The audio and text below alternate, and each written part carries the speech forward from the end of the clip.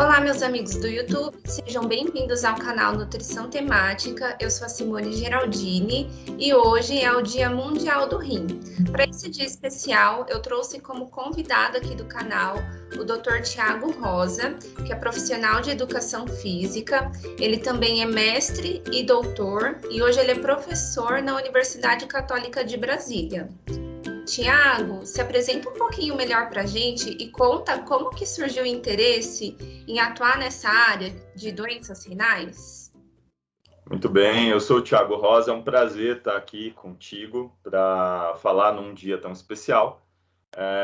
Eu sou profissional de educação física e logo ao final da minha graduação, eu comecei a tentar me especializar no exercício como uma alternativa de tratamento e prevenção de doenças crônicas. Então, eu comecei a pensar muito no mestrado, fiz o mestrado em biotecnologia e depois eu fiz o doutorado em medicina translacional na Unifesp, próximo da nefrologia. Então, a proximidade com a nefro e os trabalhos que eu exercia com obesidade, diabetes, hipertensão, me trouxeram uma visão de mundo um pouco diferente e a possibilidade de tentar usar o exercício como mais uma ferramenta muito positiva para o tratamento dessas pessoas com esse padrão de afecção que é muito importante. Então, desde então, eu venho tentado aprender, né, um pouco mais do efeito dose e resposta do exercício físico para pessoas com diferentes patologias, mas principalmente doença renal. Em São Paulo ainda, eu conheci uma médica que foi muito importante para nós em termos de pesquisa, que permitiu que a gente entrasse dentro de uma clínica de hemodiálise e prescrevesse o exercício, que era a professora Carmen Tisano Martins. Ela chegou, inclusive, a ser presidente da Sociedade Brasileira de Nefrologia por um período de tempo e tudo mais. E ela acreditava num trabalho multidimensional, né? E vindo para Brasília, eu comecei a fazer o meu pós-doc aqui. Surgiu uma oportunidade dentro da Universidade Católica de Brasília para ser professor. Então, desde 2018, eu estou na Universidade Católica de Brasília como professor, onde a gente fundou um programa chamado ProCardioRim, que permitisse pesquisa e extensão à comunidade do que a gente aprende aqui para trazer algum benefício da academia, né, para a população. Nossa, muito legal, Tiago.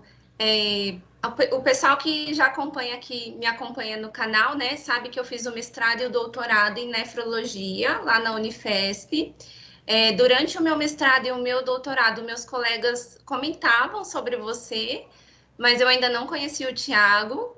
Aí, no final do ano passado, uma colega minha compartilhou um post do programa Procardio Rim, foi onde eu encontrei o perfil dele, e aí convidei o Tiago para fazer parte aqui do canal.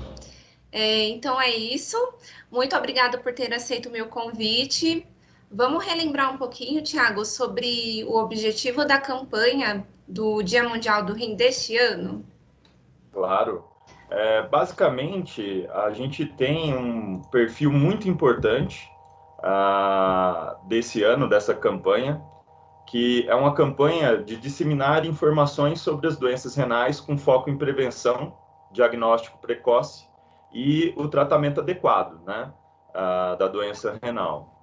Todos esses objetivos, né, como tema central, a saúde dos rins e o exame de creatinina para todos, né? Então, cuidar dos vulneráveis e estar preparado para os desafios do futuro. Então, a gente está, inclusive, com a camiseta, né? Então, dá para ver aqui a nossa camiseta da campanha da Sociedade Brasileira de Nefrologia. Sim, sim. E pensando nessa questão da prevenção, uma coisa que você falou, você começou com pacientes hipertensos, obesos, diabéticos, que são doenças que são causa de doença renal crônica, né? Então, o objetivo principal da campanha é conscientizar as pessoas sobre a existência da doença renal, como preveni-la, né? Fazer os exames todos os anos de creatinina e urina tipo 1. E esse ano também trazemos a pauta de como nos preparar para os desafios inesperados, né? Pensando aí na pandemia que a gente enfrentou, então hoje a gente vai conversar um pouquinho melhor sobre isso. Isso é muito importante e, de fato, com o crescimento da obesidade, com o crescimento do número de pacientes hipertensos, diabéticos, e como essas doenças também são silenciosas, muitas vezes as pessoas não sentem nada a priori e vão passar a ter algum sinal ou sintoma quando a doença está muito avançada. Então, é uma característica da doença renal, né, ela ser silenciosa. Por isso, um aporte importante da campanha na prevenção, que auxiliaria muito aí os nossos dados globais e brasileiros sobre a doença renal. Sim, e até pensando sobre isso, durante o meu mestrado em nefro, eu trabalhei com ratinhos, né? E eu, na verdade, trabalhava com ratos hipertensos e eu induzia uma síndrome metabólica, fazer eles ficarem obesos e desenvolver resistência à insulina. No doutorado, eu avaliei função renal de atleta, então eu nunca atuei assim diretamente com paciente renal, né, crônico.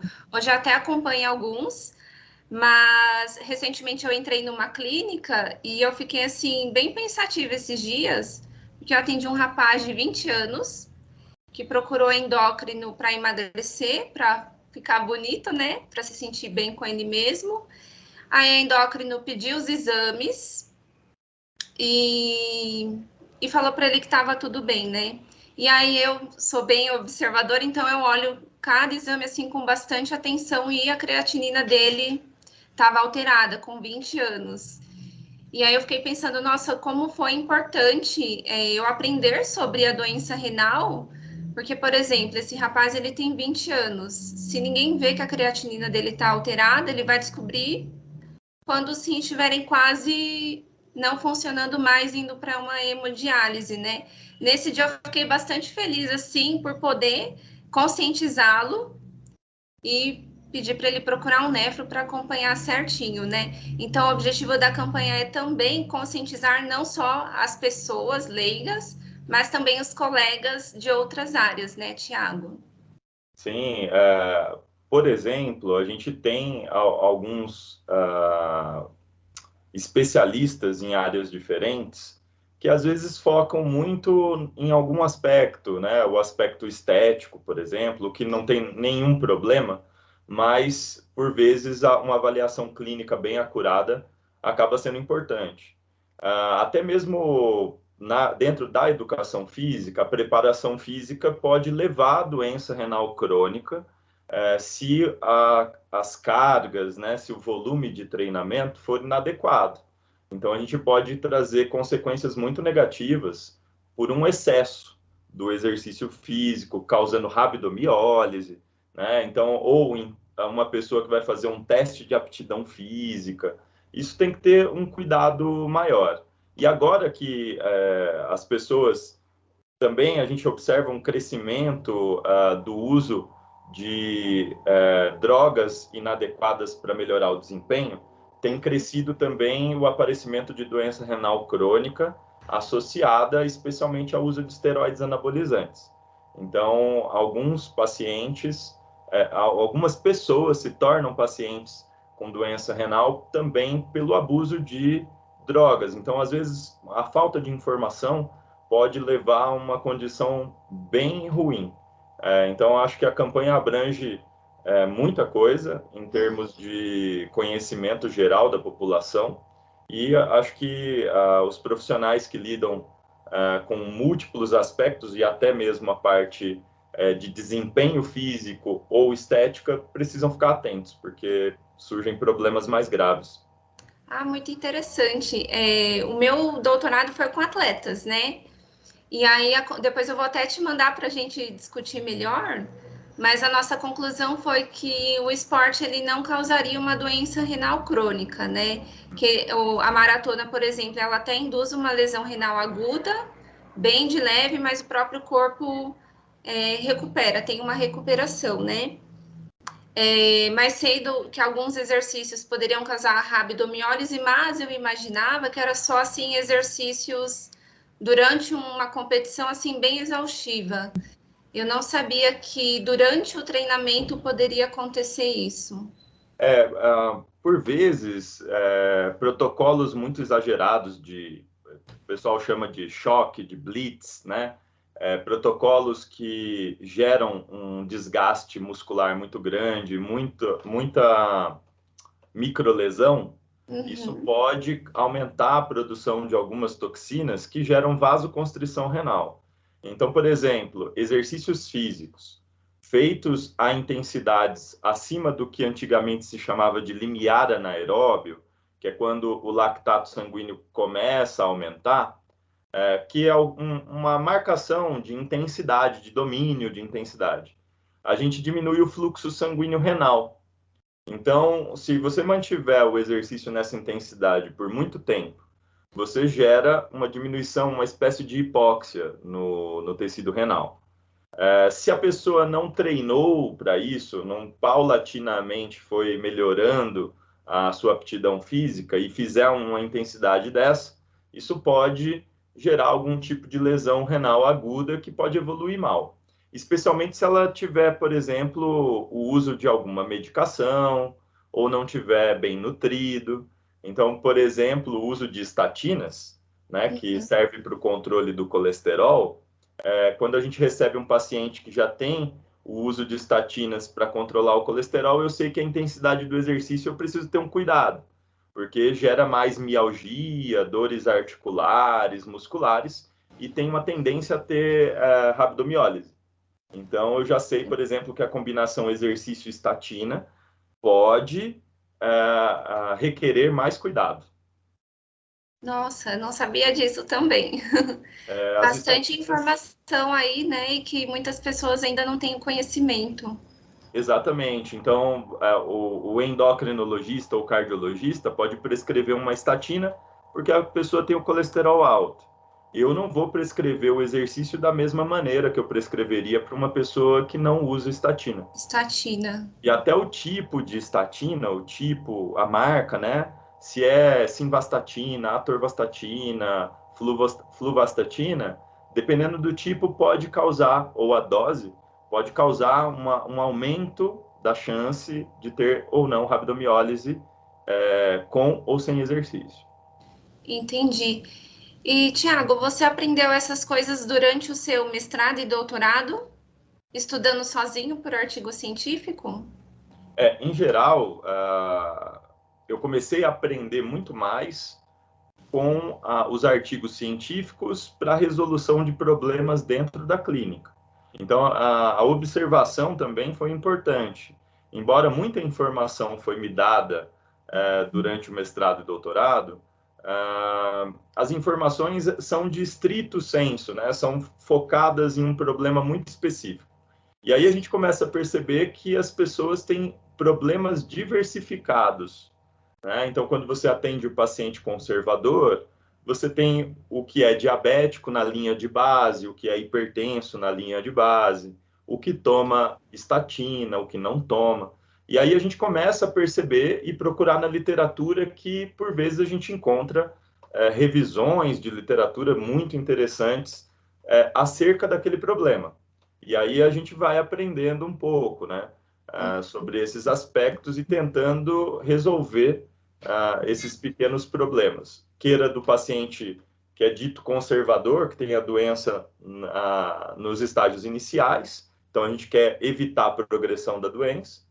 Queira no paciente em estágio que é chamado de terminal, um nome até meio impactante, mas o estágio 5 da doença renal, onde a gente quer evitar comorbidades, problemas cardíacos, problemas de ordem neural, né? Ou até mesmo melhorar a aptidão física para que ele possa fazer transplante. A gente tem pacientes hoje que tem o doador do órgão, mas não pode fazer o transplante porque o nível de aptidão é muito baixo. Então, o risco cirúrgico se torna alto. Então, a gente pode melhorar a aptidão para ele ficar apto a fazer a cirurgia. Então, Sim. tem muitos problemas que o exercício pode ajudar a resolver, junto com a medicação, junto com a nutrição e outros aspectos multiprofissionais. Muito bom, muito bom.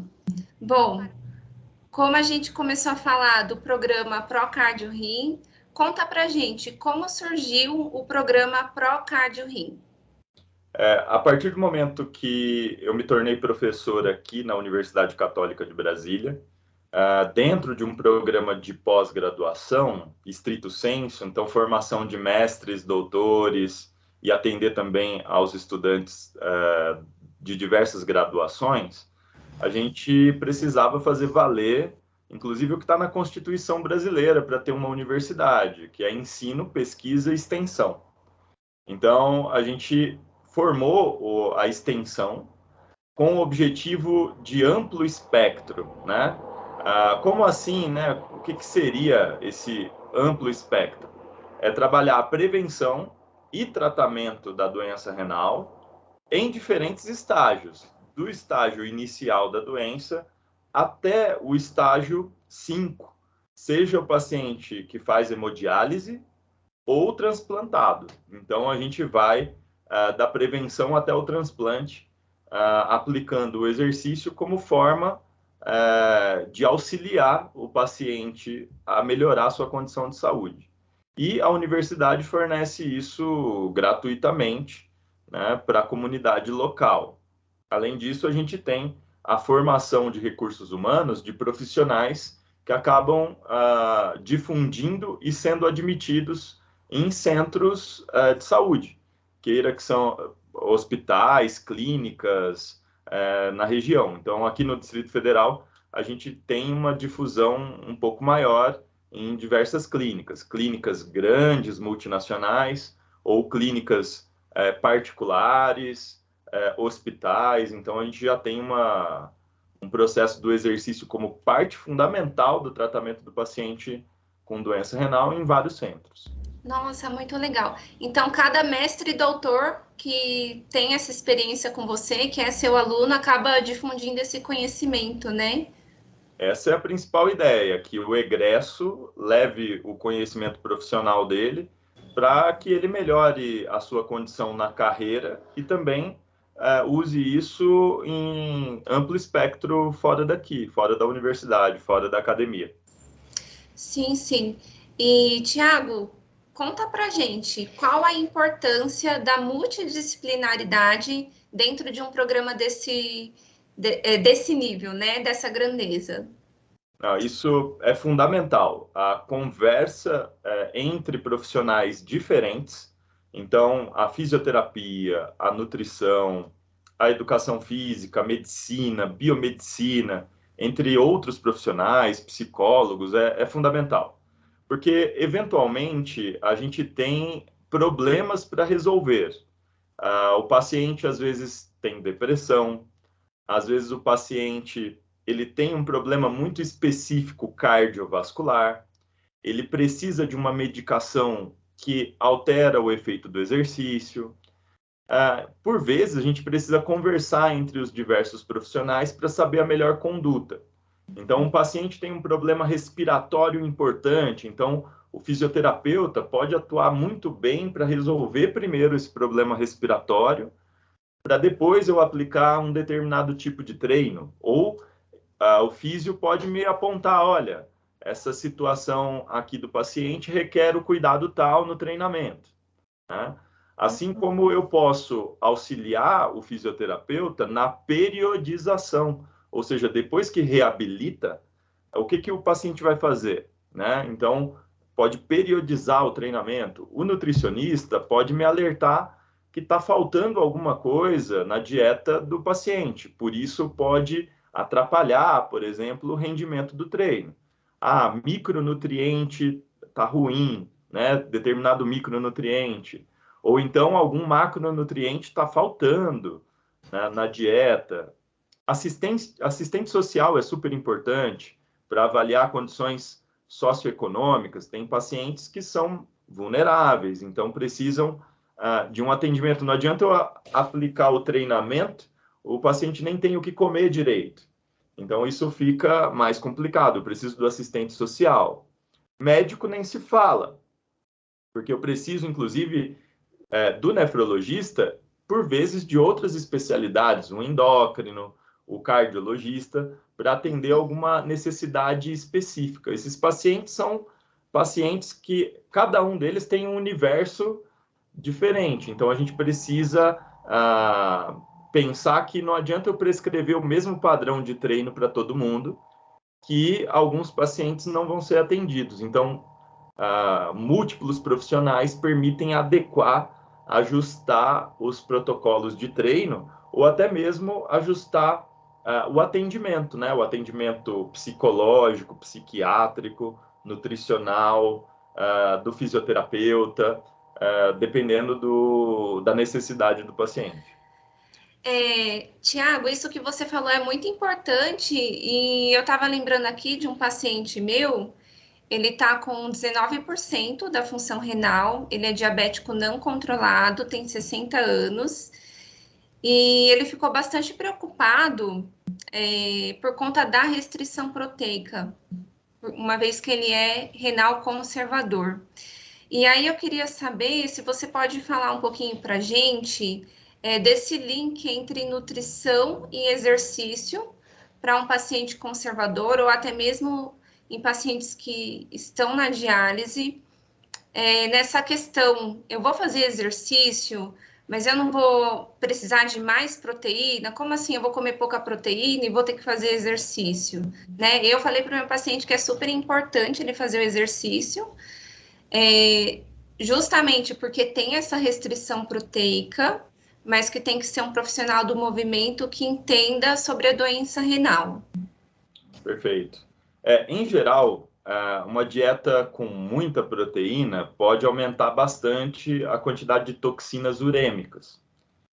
O intestino produz parte das toxinas urêmicas, né, como o indoxilsulfato, é uma toxina urêmica muito importante. O grupo indol é produzido a partir do triptofano. Então, a pessoa come muita proteína, começa a produzir muito dessas toxinas. Assim como parte dessas toxinas vão ser provenientes da perda de massa muscular. Então, a combinação perda de massa muscular associada com uma dieta hiperproteica, com muita proteína, eu estou chamando de hiperproteica essa relação já da recomendação do paciente, né? Então, muito mais proteína do que o recomendado para esse tipo de paciente. Isso aumenta muito essas toxinas, e essas toxinas são bem ruins, ajudando a progredir a velocidade, né, do declínio da função renal. Então, esse é um aspecto bem interessante. Do lado do exercício, a gente tem que evitar a degradação da massa muscular. Do lado da nutrição, os ajustes dietéticos adequados para evitar a produção de toxinas urêmicas a partir do intestino, né? Da microbiota, etc. Nesse quesito, por vezes, uma baixa ingesta proteica, você pode adequar o protocolo de treino para um volume de treino total um pouco mais baixo, voltado à força primeiro. Você recuperando uma condição de força que também é chamada de dinapenia. Então, a gente tem a sarcopenia, que é a perda do tamanho muscular, da massa muscular, mas a gente tem a dinapenia, que é a perda da função muscular. Nem sempre o paciente que tem uma massa muscular boa, ele tem uma boa função muscular também. Então, eu posso reverter a dinapenia primeiro, ter ganhos de força, com poucas séries, poucas repetições e uma carga um pouco moderada, ou uma carga suficiente para fazer poucos movimentos, de exercício resistido, né, parecido com a musculação. E depois progredir paulatinamente para um ajuste de volume, mais repetições para pensar em hipertrofia. Então, por vezes, periodizar o treino pode ser muito adequado. É importante ficar atento, especialmente o nutricionista, ficar atento com a concentração de ureia sanguínea. Então, em geral, se a ureia estiver aumentando no sangue, pode ser proveniente de desgaste muscular, perda de massa muscular, ou proveniente de algum desajuste dietético, no excesso do consumo, por exemplo, de proteína. Então, se está ofertando mais proteína do que deveria ou está desgastando muito a massa muscular, a ureia tende a ter um aumento. Lembrando que a gente não tem ainda diretrizes muito bem definidas do volume e intensidade de treino em função da dieta. A gente tem essas coisas muito separadas, né? Diretrizes separadas, mas poucas pesquisas conjugam as duas coisas ao mesmo tempo. Então, é um pouquinho na tentativa e erro, e por isso avaliar a ureia, quando você dá uma nova dieta ou dá um novo treino, avaliar a ureia ao longo do tempo pode ser interessante. Sim. Então, tanto comer muita proteína ou treinar muito pode ser ruim para o paciente renal, né? Então, a gente tem que achar a dose e com bastante frequência dosando essa ureia no sangue, né? Isso. Em geral, assim, para evitar muito erro nas tentativas, a periodização do treino de um baixo volume e baixa intensidade ao longo do tempo, indo aumentando aos poucos e também sentindo se o paciente consegue evoluir ou não, é primordial. Então, fazer um protocolo de periodização, parecido com o que se faz com o atleta, entre aspas. Atletas periodizam, né? Então, uma periodização linear. Eu vou chegar numa carga X daqui a 3, 4 meses. Então, o planejamento do treino com a previsibilidade e as avaliações formativas ao longo desse treino. Então, em geral, a gente faz protocolos de 6 meses, o que a gente chama de macrociclo de treinamento. E dentro desse macrociclo, eu tenho pequenos ciclos de ajuste, os microciclos e mesociclos, que eu vou permitir ali, olha, vai aumentar um pouco a carga, vai aumentar um pouco as repetições, vou incluir um tipo novo de exercício mais difícil, né? E caso alguma coisa não ocorra muito bem, eu tenho como retroagir com segurança. Sim, sim, muito interessante. Bem legal essa parte de exercício. Tiago, pensando nesse tempo que a gente passou recentemente da pandemia, que foi um grande desafio, acredito que em todas as áreas, né? Conta pra gente quais foram os principais desafios que você e sua equipe enfrentaram durante a pandemia da Covid-19. Olha, eu acho que o principal desafio foi, de fato, fazer o atendimento com o menor risco de contaminação possível. O doente renal, por vezes, principalmente o paciente que está precisando de hemodiálise, ele continua o tratamento, né? Tomando as precauções necessárias, mas a gente tem um risco de contaminação. Então, para isso, a Thaís Branquinho de Araújo, que fez o mestrado comigo, hoje faz o doutorado, ela desenvolveu uma metodologia de levar o treino também para a casa dos pacientes, um modelo que a gente chamou de domiciliar ou home-based, né, do inglês, né? E isso foi uma alternativa para diminuir o número de pessoas ao redor do paciente, né, para diminuir um pouquinho as chances de contaminação.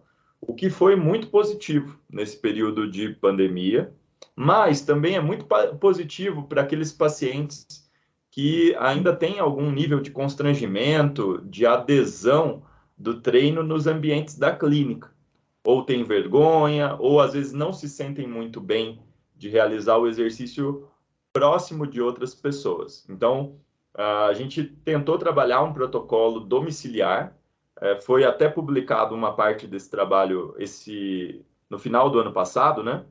E foi de grande sucesso, um treinamento periodizado, onde a gente não usou máquinas para fazer o exercício.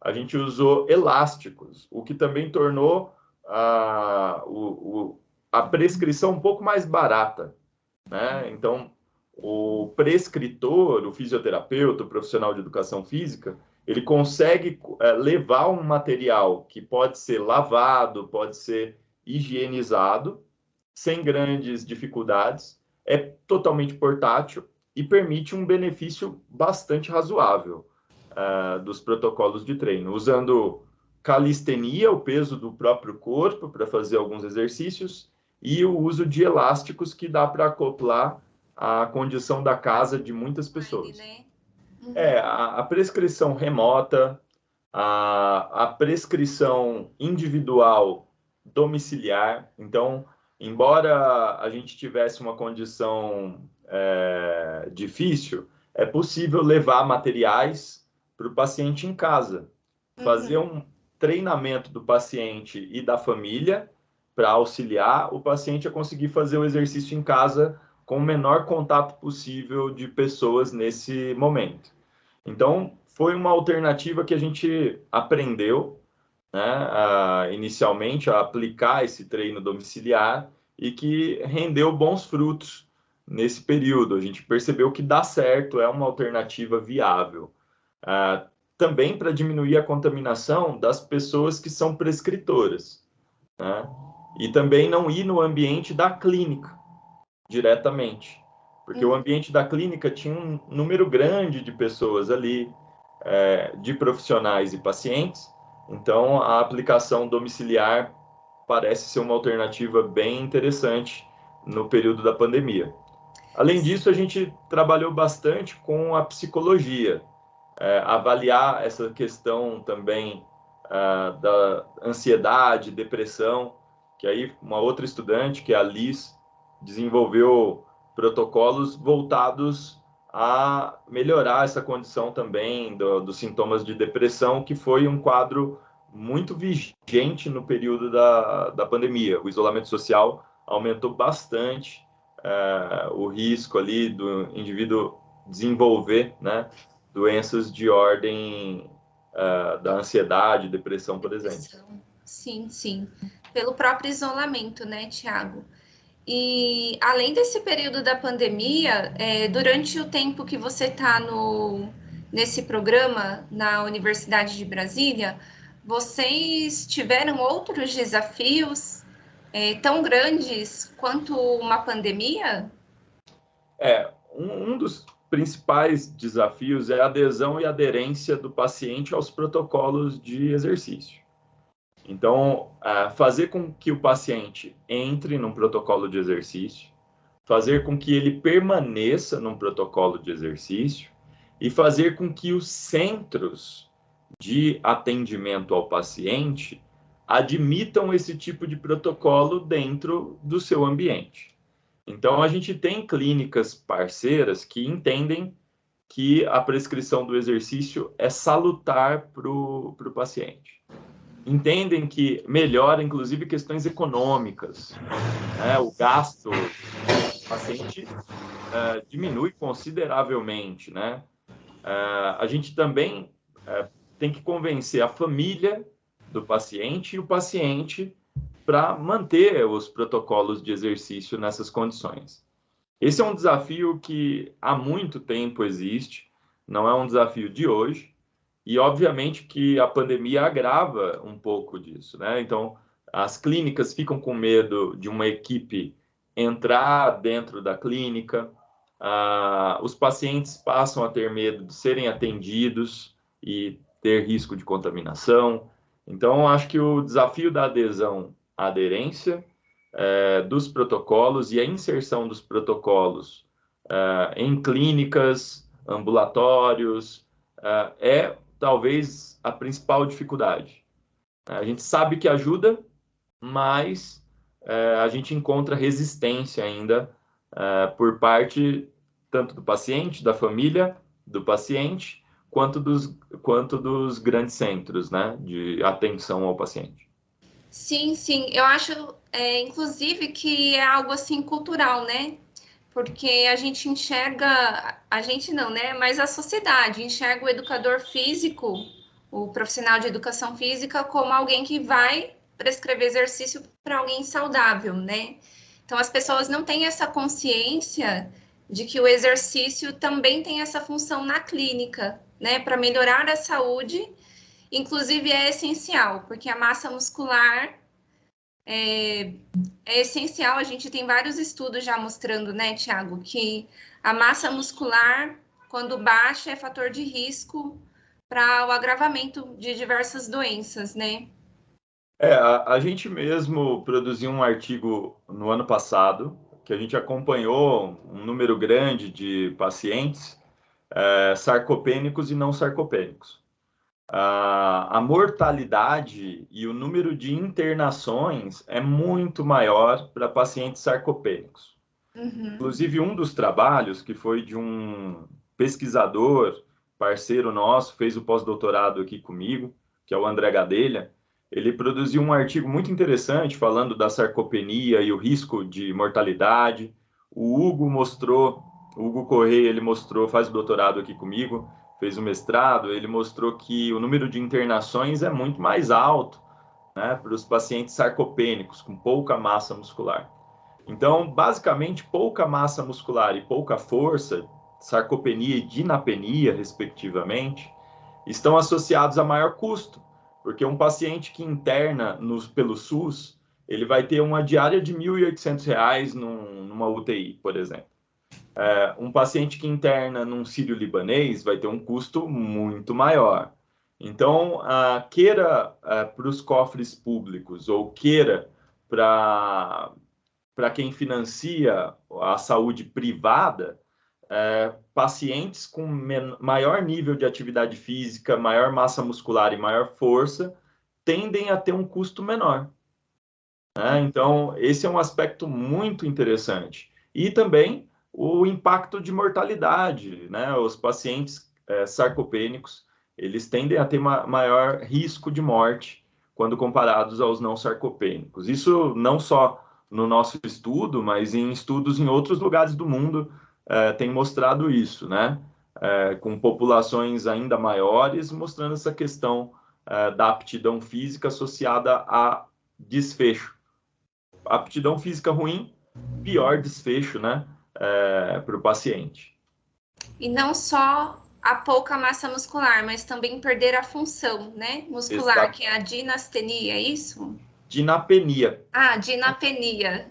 Então, quando a gente, às vezes, uma avaliação muito simples, que o nutricionista pode fazer, o fisioterapeuta ou profissional de educação física, como o hand grip, nessa preensão palmar, que muitos profissionais da saúde conseguem executar, pode já mostrar um ponto de corte de risco, para saber se o paciente é dinapênico ou não.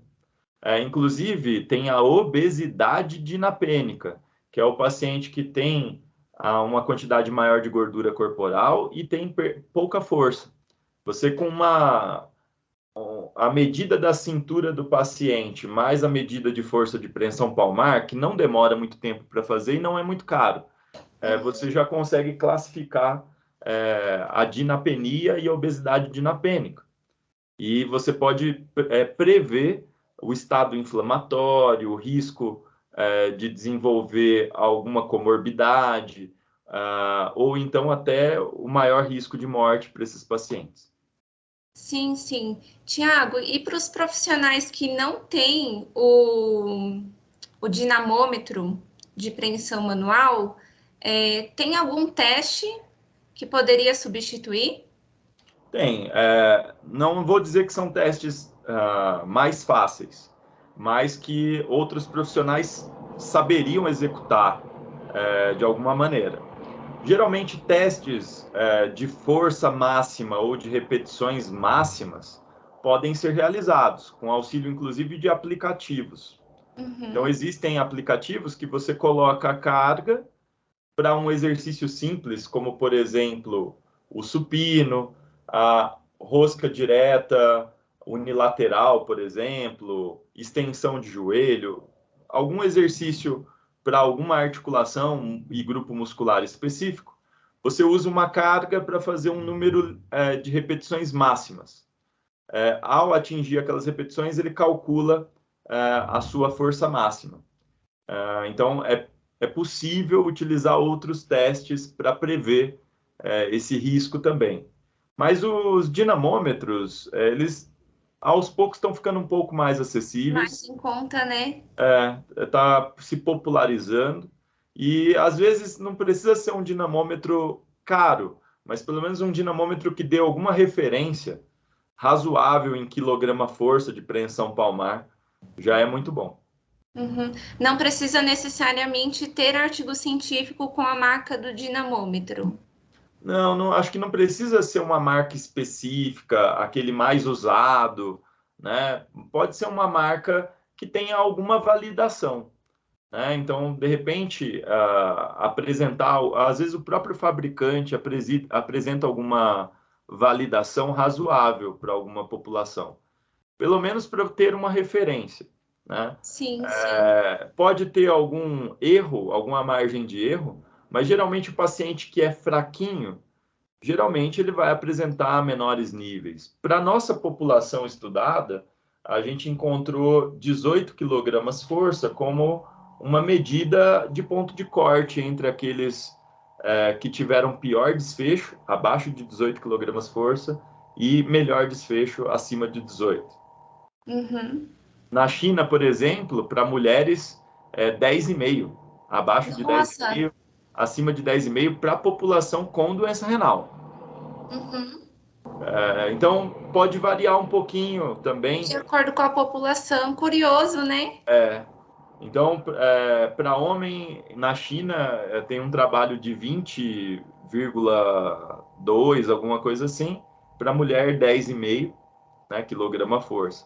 Nós encontramos aqui, sem diferença importante de sexo, a relação de 18 quilogramas força, como ponto de Sim, corte. sim.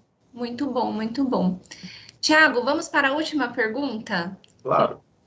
Pensando que o próprio diagnóstico da doença renal pode ser um desafio inesperado para o paciente e para os profissionais de saúde que não são especializados na área, você, com a sua formação, com a sua experiência, teria algum conselho para dar para esses profissionais de saúde, o como eles podem se preparar para atender um paciente que chega pela primeira vez com uma patologia dessa?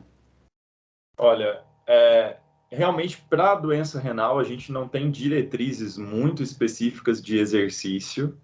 A gente está produzindo conhecimento sobre esse paciente, mas para minimizar a possibilidade de erro, seguir diretrizes nacionais e internacionais da prescrição do exercício para pacientes hipertensos, com arritmia cardíaca, diabéticos e obesos, você já acerta muita coisa, porque muitos dos cuidados são parecidos, né? Como o controle da pressão arterial antes, durante e depois do treino, a verificação da glicemia antes, durante e depois do treino, a verificação da intensidade e do volume de exercício. Então, todos os aspectos das diretrizes já conhecidas, tanto as nacionais, que são muito boas, quanto as internacionais, do American College, podem fornecer subsídio suficiente para você mais acertar do que errar. Além disso, procurar, de fato, informação de qualidade, com evidência científica boa, para uma boa anamnese e avaliações formativas do paciente com doença renal. Saber se ele tem fístula, por exemplo, e o que deve ser feito no braço da fístula é importante também, para evitar desfechos ruins no acesso vascular, né? Saber lidar com a higiene também, principalmente para paciente que usa catéter, ou seja, procurar informação específica de doença renal e exercício, e quando não tiver, doenças aproximadas, né? Diretrizes de diabetes, hipertensão, obesidade e arritmias são muito boas, ajudam muito na prescrição. Então, enquanto a gente ainda não tem diretrizes bem fundamentadas para cada tipo de paciente com doença renal.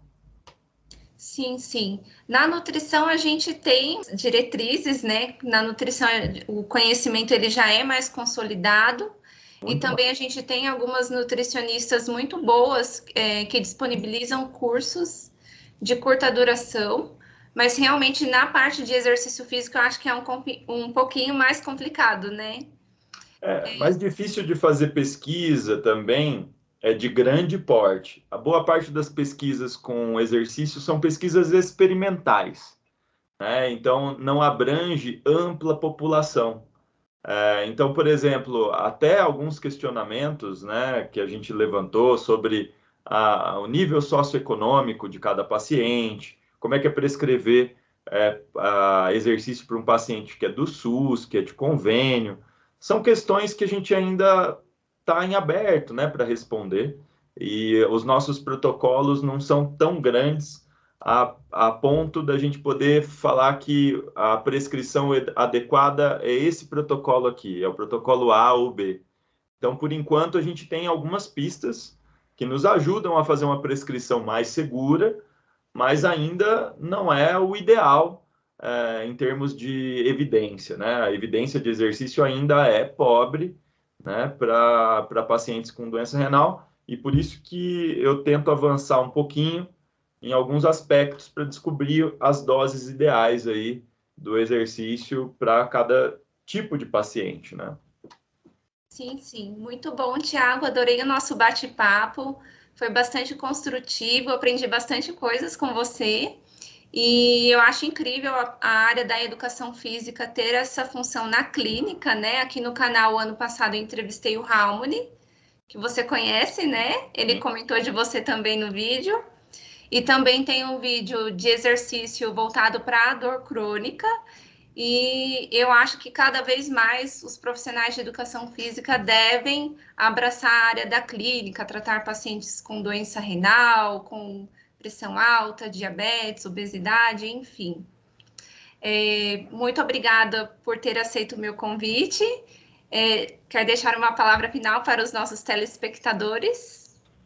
Eu que agradeço. É uma oportunidade muito boa poder falar nesse momento, né, do Dia Mundial do Rim, sobre uma forma de tratamento que é fundamental, que é o exercício físico. Então, não existe um tratamento coadjuvante, né? A medicação, a nutrição, a parte do acompanhamento psicológico e o exercício também, entre outros, né, são fundamentais ao paciente. Então, a gente precisa realmente de um suporte múltiplo para que o paciente melhore a qualidade de vida, para que ele melhore suas condições, até que a gente tenha um avanço científico que domine plenamente a doença. A gente espera que em algum momento isso aconteça, que a gente não tenha mais problemas renais que culminem em uma perda da qualidade de vida, talvez até revertido aí parcialmente, como tem saído alguns artigos que têm avançado em reverter um pouquinho da doença renal em alguns estágios por conta de alguns novos medicamentos. Então, a gente tem uma esperança grande no avanço científico. E, enquanto esse avanço não vem, buscar conhecimento, buscar trocar informações com profissionais de qualidade é importante. Então, tomar cuidado também com todo tipo de informação que se tem acesso. Verificar se aquela informação é baseada num fato bem consolidado, com evidência boa. Então, é bom conversar com profissionais variados e com competência para poder julgar se aquele é o melhor caminho. A gente precisa tomar cuidado, né? Então, tem paciente que entra no CrossFit, achando que exercício vai ser bom, ele vai para o CrossFit. CrossFit é muito bom, é muito interessante, uma prática difundida. Muita gente gostou de fazer exercício a partir do CrossFit, mas será que é a melhor modalidade para aquele paciente que tem uma fístula?